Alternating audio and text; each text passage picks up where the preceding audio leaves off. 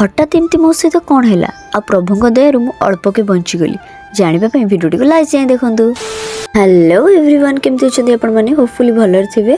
तो जेहेतु आज थी शुक्रवार से मुझे जल्दी उठी रेडी हो सारा पर सिंदूर लगे एबे कहतु तो मु सुंदर लगुच ना। देन मु पलैली पूजा करने पूजा सरला समस्त कॉफी देके मु पी देती आ तार रिजल्ट आप देखी पारे कहीं आपण मानक न देकी मु एका एका पी गली तो मो जीव पड़गला। बात तो सही है। देन मु रोसे घर को आसी देखे तो शाशु आइसक्रीम कर लगी मुझे हेल्प करदेली।